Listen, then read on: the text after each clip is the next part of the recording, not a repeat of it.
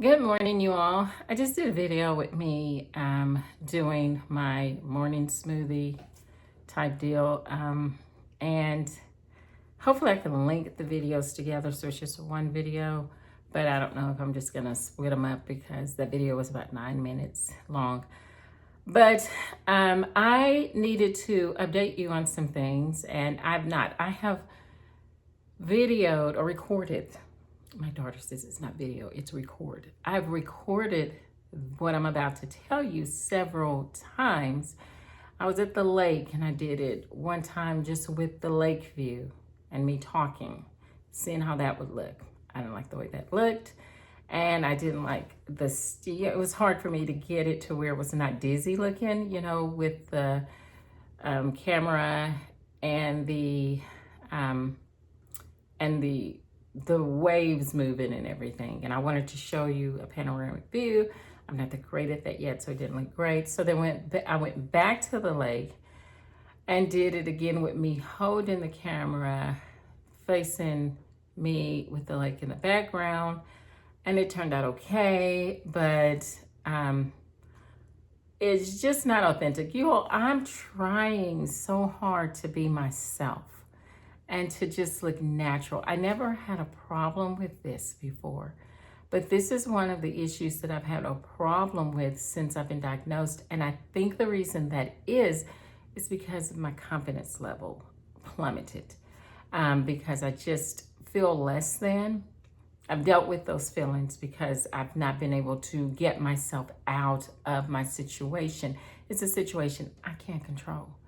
And so, but anyway, I have my big 30-ounce container here. This has my smoothie in it. And it's got my protein powder, really good protein powder, and all the stuff I put in it, healthy stuff. Because a lot of times I can't eat a whole lot right now because I just don't feel good. And so I try to chock as much as I can into my smoothie. And whatever if I drink something, I add different spices or herbs or whatever that have a lot of health benefits to them, so I can get more bang for my buck and everything.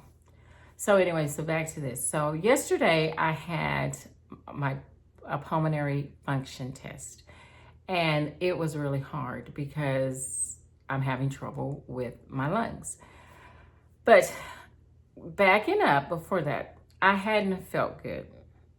I mean, I've had oxygen issues, and it's playing out in a way to where when I exercise, and I'm not really hardcore like I used to be. Well, when I say hardcore, I've always been fit, and I would exercise at least 3 times a week, but it was, more around the 4 to 5 times a week thing. I was always balanced because I always did the research, and have tried to be as healthy as I can be while still enjoying life and raising kids and everything, and always been in really good shape. Now, of course, I have the extra weight that has come on from just, the postmenopausal from the surgery.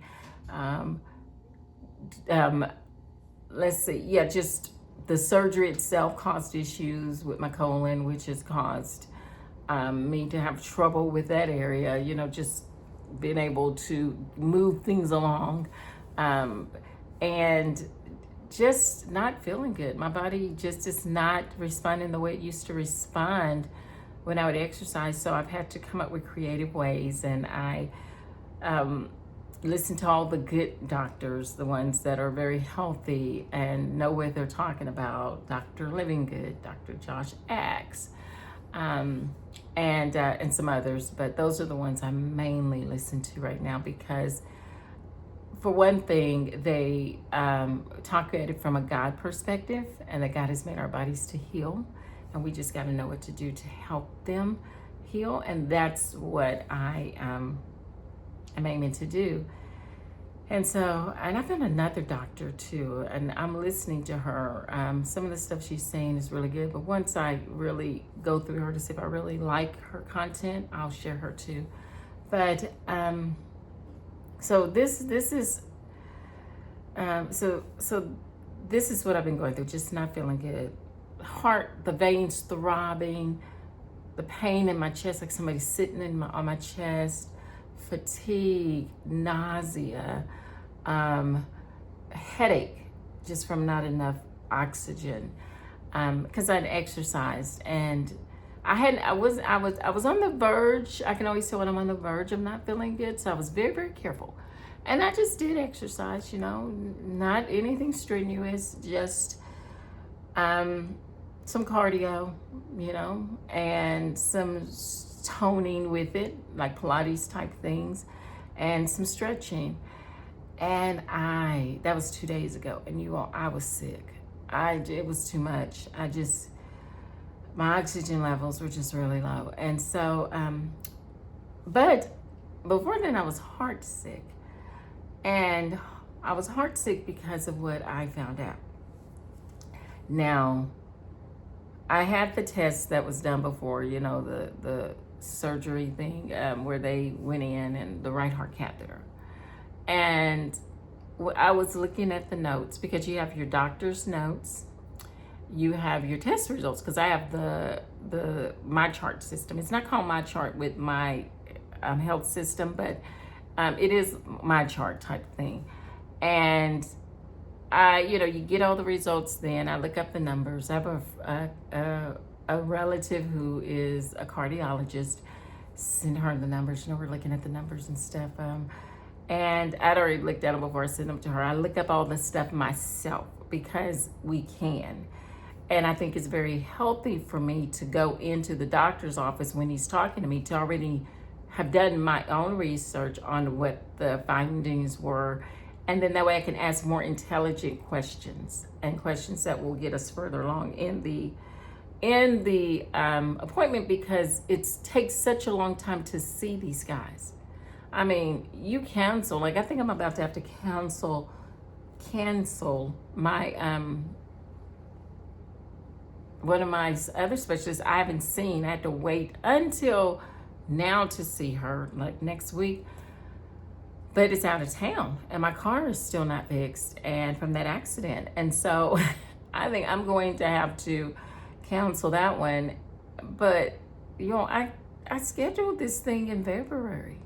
So that's the reason when I go in, I get a bang for my buck, because I don't know when the next time I'm going to be able to see these people. Because specialists are hard to get into a lot of times. And if they're easy, I've learned there's usually a reason why they're easy to get into. But that's not always been the case, but I'd say 90% of the time it's been the case. Okay, so anyway, I was reading my notes, and then, the doctor has the notes. He had the notes that he sent to the pulmonologist. But I went back and just read through the latest stuff, the after visit note. And on there, one of the things that I didn't think I had was pulmonary hypertension. But it said I had moderate pulmonary hypertension. Now, you all, that's serious. That means the blood pressure in my lungs is high, because the heart defect, this problem I've had since birth that we just found, this right heart has been pumping and it's showing damage. Another thing I saw too was there's a step up in that damage that he found, the cardiologist found. And we talked a little bit about it, but the wording was different. And but that means that that's worse. The damage to that right ventricle is worse. So I mean, it's overworking. There's lots of oxygen sitting in this area that I'm feeling. They say I shouldn't feel. A lot of the symptoms I'm having, they say I shouldn't be feeling them, but that just means there's other issues at play. You add the lungs with it, and yes, I am feeling it. And I have alarming symptoms that used to send me to the ER only for them to say your heart is fine. Well, that's not the issues that, my heart might be pumping fine and looks fine right now, but it is working very, very hard because of that. One of the ventricles on the left side is going straight over to the right side. It's got that left to right shunt. And with that, it's causing that right ventricle to pump harder, which causes the lungs to work harder. And then I also have the 3 situations with the lungs already.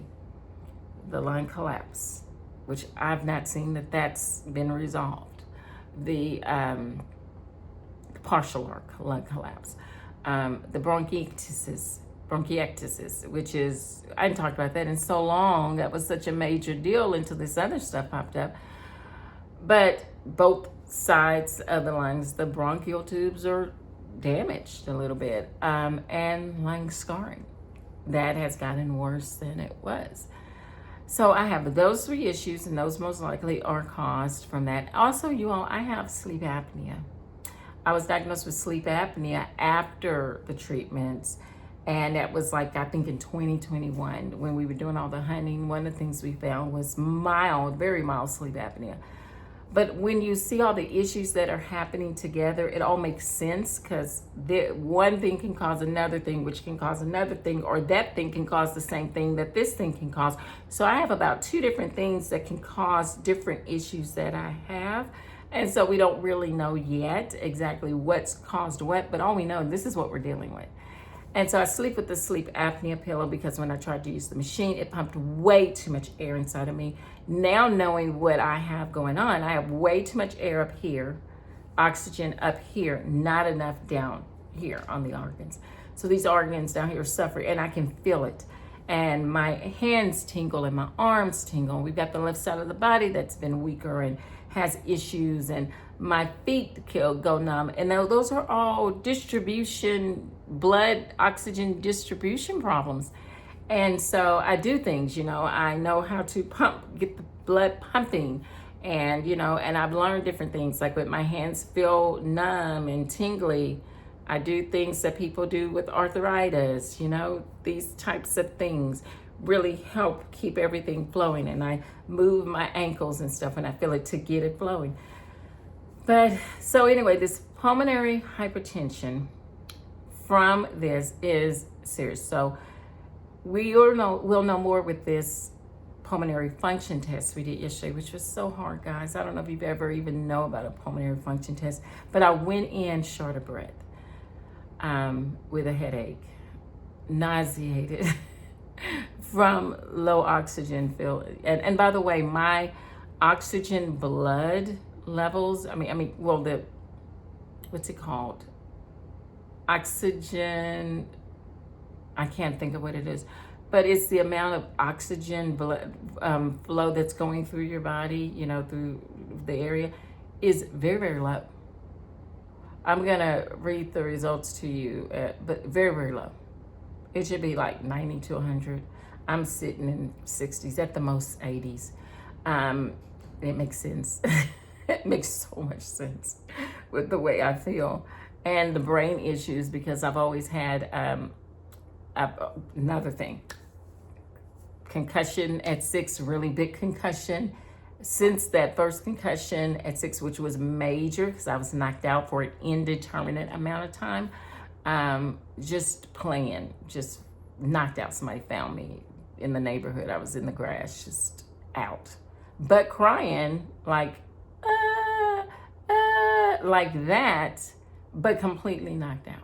In the hot sun, we don't know how long. Anyway, so that was a major concussion, but they didn't do anything about it, And so I just rested it off, But since then, my brain, I don't think healed a whole lot. But now that we know I've had this heart defect from birth, we don't know what symptoms go towards post-concussion or persistent concussion syndrome now. Because you all, since that concussion, I've had 13 documented concussions. Because if your brain doesn't heal properly and you get hit in the head again, you get another concussion because it never healed. So 13 other documented concussions. The last one was like a year and a half ago. I've gone to neurotherapy 3 times. And so those symptoms of the nausea, the dizziness, all that could have gone towards that. They off steady. I've been always off balance. Well, now we know I've had this heart defect. That could explain a lot of that too. So anyway, it's just really weird. But yeah, all that to say, this is where we are. And I always do the research. I don't just look at just Google. I go in, I mean, I Google but I use Bing and I use other um, sites trying to get the best medical information I can, and I compare it with one another and I dig. And it doesn't look good. I mean, I have gotten through cancer. I mean, we've got some growths we're still watching. That's one of the things too I saw that they each have brought up since then, the specialists. There are some small nodules still in the lungs. But I've gotten through that part of it. It's not a major threat at this time. Even if there was one of these growths for cancer, they're not growing. So we're good. But now I'm dealing with something, the right ventricle is showing wear and tear. That can kill you if it gives out. It can cause other issues, which we see. Pulmonary hypertension they say it's a direct result of that. That is not good.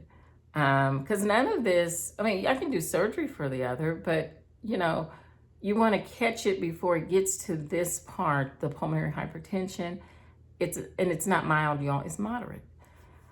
And I sent some results to, like my relative, and she was saying, yeah, it's moderate. And so it crushed me and I was sick. I was heart sick because I thought my journey was hard enough. And now we find my journey is a little harder. But the things that help the lungs are the things I do. The box breathing, the breathing, that helps the lungs. The teas that I drink with the thyme and the ginger, using eucalyptus and peppermint opens up the airways. Exercising, continuing to exercise. Even though I have some resistance from it, I still do it. Eating healthy, making sure I'm resting, staying away from very stressful situations, because that makes me sick feeling, because I can't breathe. And I feel like I can't breathe. No, really, I'm having trouble breathing. I used to say I feel like I can't breathe. Well, I understand it now. And so make sure I'm drinking plenty of water. If I said resting. And the other tools that I use. But yeah, and I wanted to share it, but because I know that, I just wanted you all to know. But I'm sad, but I know from just reading the Word that God has a plan for me, and nothing gets through unless it goes with His plan. That's what Ephesians says. It also says in Psalms 139 that He wove my body together in the womb, that He took care in making this body. So He knew when this body was formed that there was a heart defect. He knew that I was going to have some of the issues that I have, a proposition towards tumors and growths. I don't know if proposition is the word. I don't even think that's a word, but a tendency to have those. I've had lots of that, endometriosis cyst. When they finally were not a problem, I had ovarian cyst.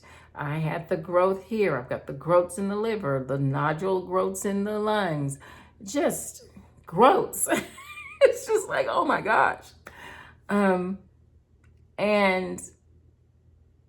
like even the breast cancer, we found 3 lumps.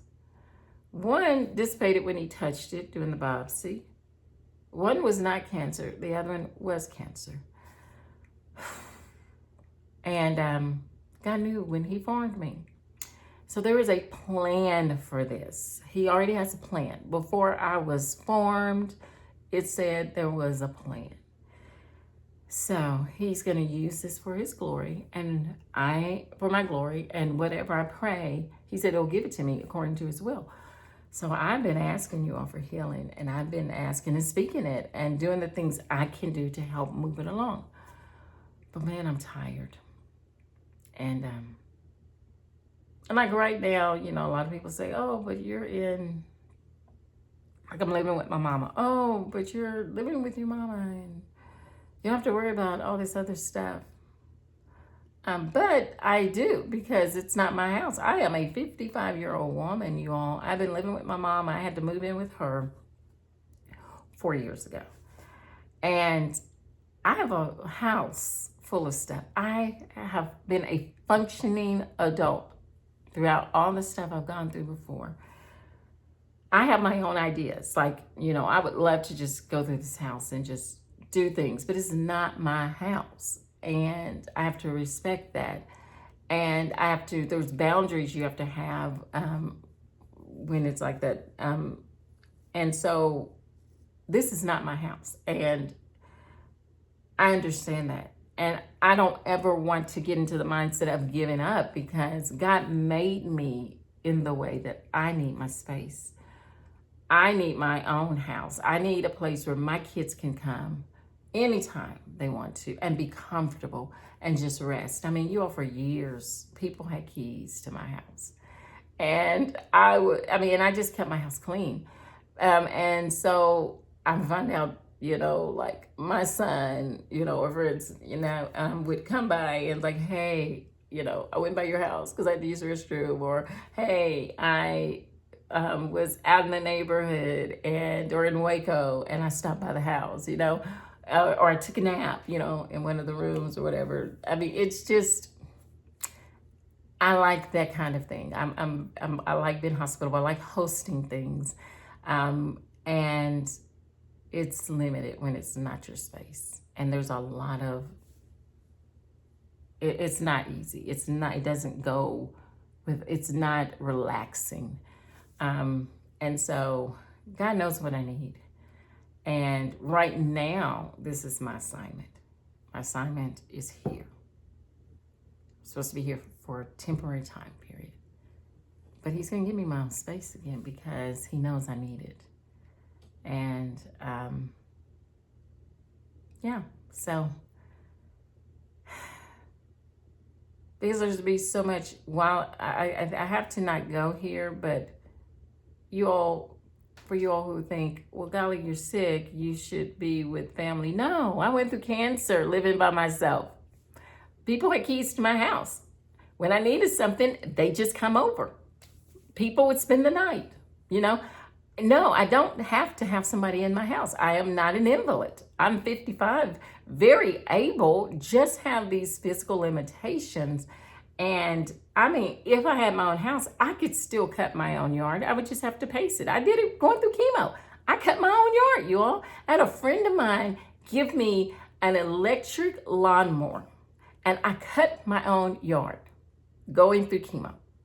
And I loved it. I would just split it up because it helped keep me strong, and it gave me a sense of accomplishment. And a sense of accomplishment is so important when you're going through stuff. And so I need a sense of accomplishment.